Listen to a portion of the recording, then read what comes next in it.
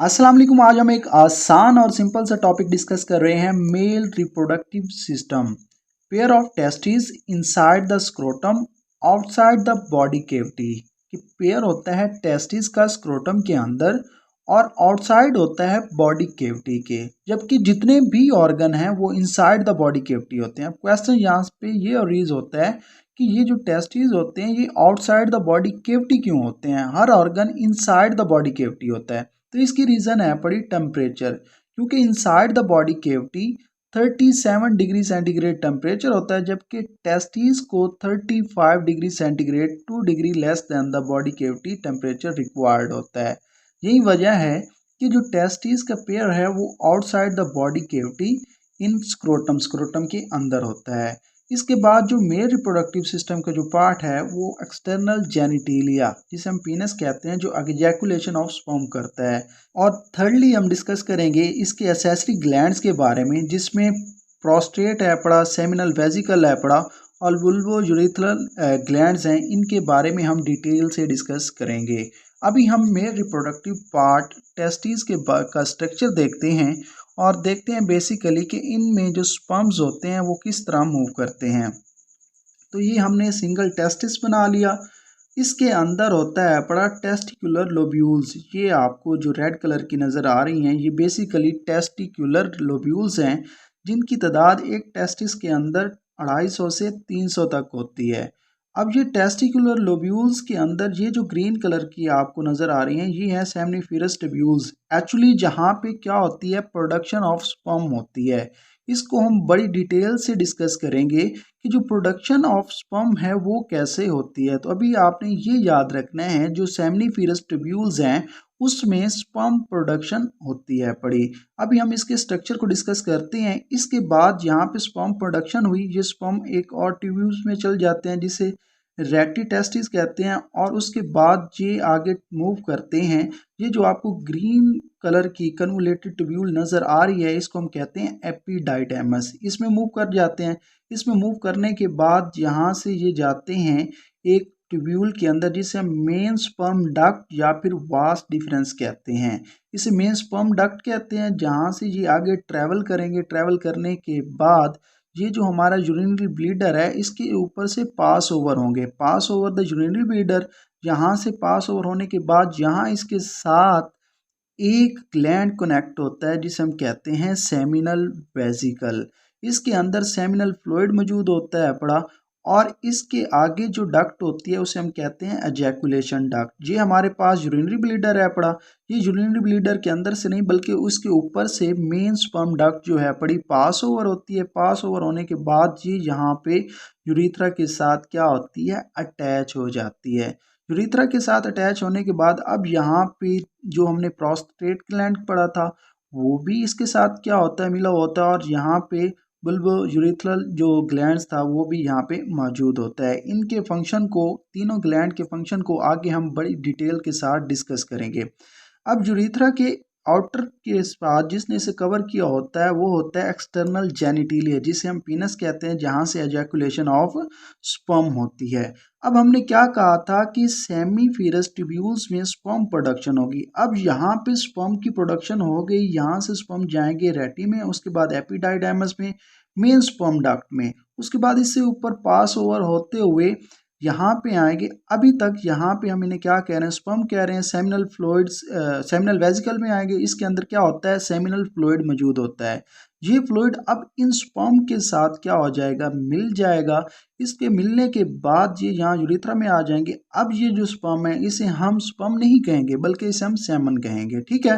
तो अब ये इसके साथ मिलेंगे। यहाँ से मिलने के बाद अब ये जो दो ग्लैंड हैं, एक प्रोस्टेट ग्लैंड और दूसरा बल्बो यूरिथ्रल जो है पड़ा, ये इनकी जो एसिडिक नेचर है उसको क्या कर देंगे, मेंटेन करेंगे, उसको कम कर देंगे। क्योंकि अगर हम मेल रिप्रोडक्टिव की बात करें तो उनमें सिंगल ओपनिंग होती है, जिसके ज़रिए वो क्या करते हैं, यूराइन को भी क्या करते हैं, एक्सक्रीट करते हैं, और एजैकुलेशन ऑफ स्पर्म्स भी करते हैं।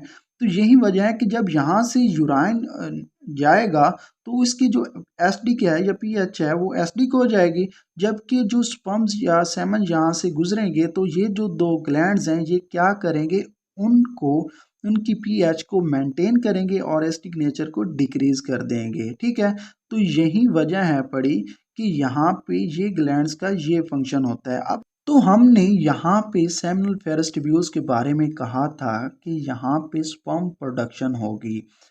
अब सेमिनिफेरस ट्यूब्यूल्स के अगर मैं स्ट्रक्चर बनाऊं तो कुछ इस तरह का सेमिनिफेरस ट्यूब्यूल्स का स्ट्रक्चर बनता है। इसके अंदर अगर हम सेल्स की बात करें तो दो तरह के सेल्स होते हैं। ये जो सेल्स हैं इसको हम कहते हैं जर्मिनल एपिथेलियम, और ये जो सेल्स हैं रेड कलर के इनको हम कह रहे हैं सर्टोली सेल्स। इन दोनों का फंक्शन भी हम डिस्कस करेंगे।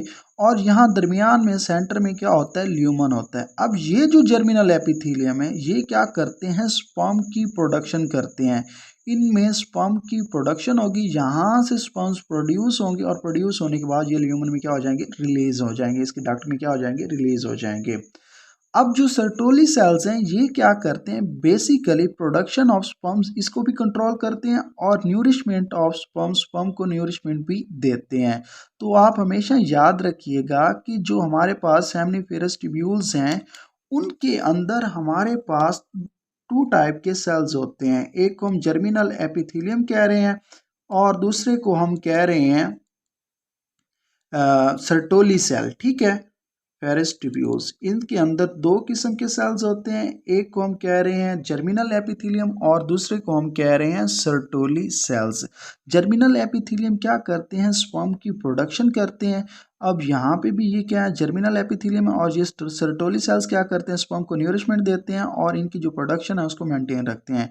अब इनके दरमियान में ये जो आपको नजर आ रहे हैं इनको हम कहते हैं इंटरस्टिशियल सेल्स, या फिर इनका दूसरा नाम है लेडिक सेल्स। ठीक है, ये इनके दरमियान में मौजूद होते हैं। इनका कंप्लीट फंक्शन हम पढ़ेंगे। ये बेसिकली मेल रिप्रोडक्टिव के अंदर सेकेंडरी कैरेक्टर को या पुबर्टी को क्या करते हैं, इंक्रीज करते हैं पढ़े। ठीक है, तो ये इनका फंक्शन आगे हम बड़ी डिटेल से पढ़ेंगे। अब हमने ये कहा कि ये जो हमारे पास सेमिनिफेरस ट्यूब्यूल्स हैं पड़ी, ये स्पर्म प्रोडक्शन करते हैं। अब हमने आगे ये देखना है ये जो स्पर्म्स प्रोड्यूस हो रहे हैं, ये इनकी प्रोडक्शन हो रही है बेसिकली इन सेल्स के अंदर हो कैसे रही है, उस पूरे फिनोमेना को हमने डिस्कस करना है। हमने देखा था कि जो जर्मिनल एपिथेलियम थे वहां पे स्पर्म प्रोड्यूस हो रहे थे। The process in which the sperm production is known as spermatogenesis. तो हमने कहा था जर्मिनल एपिथेलियम सेल के अंदर प्रोडक्शंस ऑफ स्पर्म होगी जिसको हम क्या कहेंगे, सुपरमैटोजेनेसिस। अब हमने देखना है बेसिकली ये स्पर्म प्रोडक्शन हो कैसे रही है।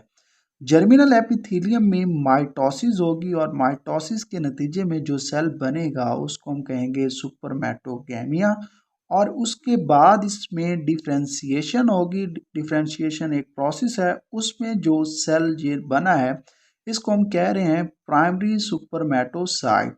अब जर्मिनल एपिथेलियम में ये जो सेल था ये भी डिप्लॉयड था, ये भी डिप्लॉयड है सुपरमैटोगैमिया, और प्राइमरी सुपरमैटोसाइट भी क्या है पड़ा, डिप्लॉयड है पड़ा। इसके बाद इसमें मियोसिस 1 होगी। ठीक है, माइटोसिस और मियोसिस को हमने बड़ी डिटेल से मैंने लेक्चर रिकॉर्ड किया हुआ है, वो आप देख लीजिएगा। अब इसमें मियोसिस 1 हुई है और मियोसिस 1 के नतीजे में इसमें दो सेल बने हैं जिसको हम कह रहे हैं सेकेंडरी सुपरमैटोसाइट। अब सेकेंडरी सुपरमैटोसाइट जो बना है वो बेसिकली हैप्लॉइड है। क्यों? क्योंकि मियोसिस 1 में रिडक्शन डिवीजन होती है, इसलिए ये क्या है पड़ा, हैप्लॉइड है पड़ा। अब इसके बाद मियोसिस 2 हुई और मियोसिस 2 होने के नतीजे में ये जो सेकेंडरी सुपरमैटोसाइट्स थे ये सेल्स स्पर्मेटिड्स में कन्वर्ट हो गए। अब स्पर्मेटिड्स में डिफ्रेंशिएशन का प्रोसेस हुआ आगे फर्दर। डिफ्रेंशिएशन का प्रोसेस क्या था कि इसके जो ये स्पर्मेटिड्स के थे इनमें इनकी शेप में चेंजिंग आ गई। ठीक है, डिफ्रेंशिएशन हुई मतलब इनकी शेप में चेंजिंग आ गई, इनके साथ टेल लग गई। अब इसे हम क्या कह रहे हैं, स्पर्म कह रहे हैं। अब ये जो स्पर्म है ये बेसिकली क्या है पड़े, मोटाइल हैं पड़े। अब एक टर्म है पड़ी स्पर्मेटिड से स्पर्म फॉर्मेशन को हम क्या कहते हैं, स्पर्मियोजेनेसिस, जिसको कंट्रोल करता है सर्टोली सेल, और साथ साथ इन स्पर्म को क्या देता है, न्यूरिशमेंट भी देता है पड़ा। अब ये जो स्पर्म बने हैं ये क्या है पड़े, हैप्लॉइड है। जबकि अगर हम जर्मिनल एपिथेलियम की बात करें तो वो क्या था, डिप्लॉइड। तो हमने सेमिनस फेरस ट्यूब्यूल्स में दो सेल्स पढ़े थे, एक जर्मिनल एपिथेलियम पढ़ा था जिसमें हमने कहा था कि ये स्पर्म प्रोडक्शन करेगा, और दूसरा हमने पढ़ा था सर्टोली सेल। और सर्टोली सेल क्या कर रहा है, सुपरमेजेनेसिस कर रहा है, मतलब कि जो स्पर्म प्रोडक्शन है इसको कंट्रोल कर रहा है और साथ साथ इसको क्या दे रहा है, न्यूरिशमेंट दे रहा है स्पर्म्स को। इन दोनों सेल्स को हमने बड़ी डिटेल से डिस्कस कर लिया। और साथ ही हमने ये जो स्मॉल एन है ये बेसिकली डिप्लॉयड को शो करता है, मतलब टू स्मॉल एन, डिप्लॉयड और हैप्लॉयड को शो करता है स्मॉल एन। और जबकि ये जो लार्ज कैपिटल एन है पड़ा, ये शो करता है अमाउंट ऑफ डीएनए। जब हमने जर्मिनल एपिथेलियम की बात की तो इसमें जो अमाउंट ऑफ डीएनए थी वो 2n था। और जैसे ही आपको पता है कि कोई सेल में सेल डिवीजन होती है, मतलब कि माइटोसिस होती है, तो इसकी जो कंसंट्रेशन है वो क्या हो जाती है, डबल हो जाती है। तो ये 2n से 4n हो गया सुपरमेटोगेमिया में। और उसके बाद जो अमाउंट ऑफ डीएनए थी, जब इसमें डिफ्रेंसिएशन हुई तो प्राइमरी सुपरमेटोसाइट बनी। प्राइमरी सुपरमेटोसाइट्स बनने में भी इसकी जो कंसंट्रेशन थी वो 4n रही। अब इसके बाद इसमें मियोसिस 1 हुई। मियोसिस 1 के नतीजे में आगे दो सेल बने सेकेंडरी सुपरमाइटोसाइट्स। तो ये हाफ हाफ दोनों में डिवाइड हो गया, 2n इधर और 2n इधर। अब इसमें फिर दोबारा मियोसिस 2 हुई। मियोसिस 2 होने के नतीजे में अब क्या था, जो अमाउंट ऑफ डीएनए थी वो क्या थी, 1n थी इन चारों सेल्स के अंदर, जिस मतलब कि स्पर्मेटिड्स के अंदर। अब इसके बाद स्पर्मेटिड में डिफ्रेंसिएशन हुई। डिफ्रेंसिएशन होने के नतीजे में इसकी क्या हुई, शेप चेंज हुई और ये स्पर्म बने। अब स्पर्म में भी क्या है, सिंगल एन है। एक बात आप हमेशा याद रखिएगा कि जो स्पर्म है उसमें अमाउंट ऑफ डीएनए 1/4 होता है एज कंपेयर टू प्राइमरी सुपरमेटोसाइट का, मतलब कि यहाँ पे सिंगल एन है, जबकि अगर हम प्राइमरी सुपरमेटोसाइट की बात करें तो वहाँ पे 4n था। तो आज हमने मेल रिप्रोडक्टिव पार्ट को बड़ी डिटेल से डिस्कस कर लिया। इसके बाद हम जो मेन टॉपिक डिस्कस करेंगे अपने नेक्स्ट लेक्चर में, वो hormonal action on male reproductive system, कि हार्मोनल एक्शन कैसा होता है मेल रिप्रोडक्टिव सिस्टम के ऊपर। तो आज का ये बहुत ही आसान और सिंपल सा टॉपिक था। हमारे चैनल को सब्सक्राइब करें, बेल आइकन पे क्लिक करें। अल्लाह हाफिज़।